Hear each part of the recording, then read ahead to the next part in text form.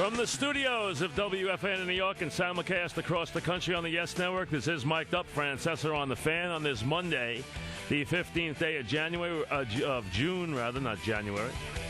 The reason we're in the studio was they canceled the Yogi outing, so we're here today.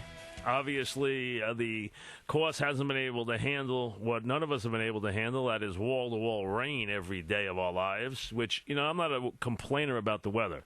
It is what it is. But even I admit that this has been just utterly ridiculous. We need about 30 straight days of sunshine. It'd be nice if it started tomorrow, especially with the U.S. Open coming to town. I think, though, we have a few things to keep us busy after what was a bizarre weekend. You see, and that's why I like the Subway Series. And I know there's critics to it all the time, which we always touch on, and we'll get to that a little later. But there's always some storyline, and this first one was chock full. I mean, starting Friday night with what we saw, and carrying right through the weekend, where we got an unexpected result on Saturday, an unexpected result on Sunday, and bizarre happenings throughout the entire 3 days.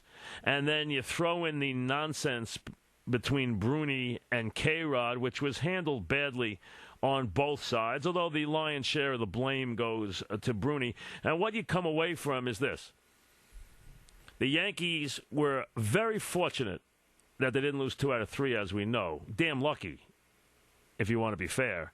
And if they did lose 2 out of 3 and needed yesterday for salvation, we'd be talking about a team that went into their big week and lost 5 straight games. And our view of them would be far different than it is right now. But the Yankee problems are small in comparison to the Mets. Now, the Mets should have gone through this week 3-3. And it should have gone through this week 3-3, and that would have included a terrible Santana performance. So the week would have been okay, but it does not, if Castillo had caught the ball, the week would not have in any way been able to sugarcoat the fact that the Mets have dire problems that need to be addressed right now. I mean, there's no way around it. It's amazing the Mets have been able to survive this even reasonably well, considering what's gone on with that team. So we'll get to that. We'll get to the Yankee issues. The Yankee issue is the same to me all the time. I mean, the issue is the pitching at the back end of the rotation and in the bullpen. That is the Yankee issue. They have no issues in the lineup. We know that. Yes, they have a bully mentality, and they pile on, especially Cano. Cano has a habit of really piling on in the games where the games are already out of touch. Those are the games where Cano just keeps hitting and hitting and hitting, and he doesn't hit enough in the big spots. So I agree with that about Cano. Cano has a habit of piling these games on. When he gets bad pitching, he just keeps going to town, inning after inning after inning. And you know what? I stopped being impressed after a certain amount of time. I could use one of those in the Red Sox series, okay? I mean, so I do sense that about Cano. It was a good weekend for Matsui, who came up with some very big hits. He had 2 big home runs. They were both very meaningful.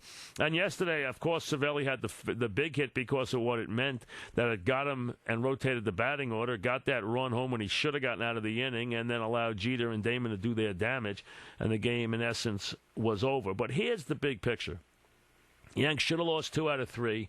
Their issues are obviously the backside of the rotation and the 8th inning, and I'll get to Jobber in a little while, because sitting behind home plate as we were for the game, and Eddie and Sal sat with me on Friday night for every pitch, Jobber was an embarrassment. I mean, there's no other way to look. I mean, he was frustrating to watch. He was hideous to watch, and it was an embarrassing performance.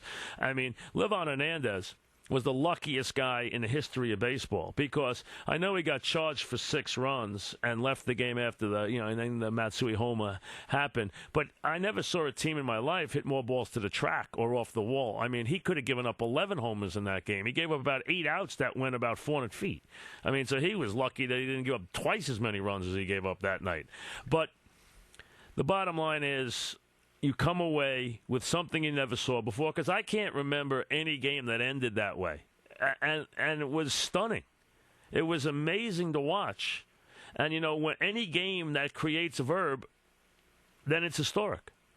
I mean, you watched a game that will last in infamy. It is an historic game. And around here, people will say he pulled a Castillo. I mean, that's all there is to it. When a guy loses a game or makes a game-ending blunder, that's it. because now he has created something that lasts forever, like Pisarcik did, like we have seen on a couple of occasions. But I have never seen a ball game end like that in my life. Not once. I can't remember it once. And it was the most shocking thing because that inning, especially in the ballpark, you were watching K-Rod go through that inning. The base hit by Jeter, the long at bat to Damon, the steal of second base, the whether or not he would pitch to Teixeira. Would he leave it to A-Rod? Clearly he would. He had great numbers against Teixeira. He had great numbers against A-Rod. And then, of course, A-Rod is now ahead in the count, takes a 3-0 pitch, 3-1 pitch, boom, pops it up, and you're saying to yourself, oh, here's A-Rod, game one GOAT, as the ball goes up in the air. And to me, it was one of the weirder things I watched. And I watched Castillo, I watched him at bench, and I sat and watched Castillo's face as he slowly walked off the field in utter bewilderment about what happened.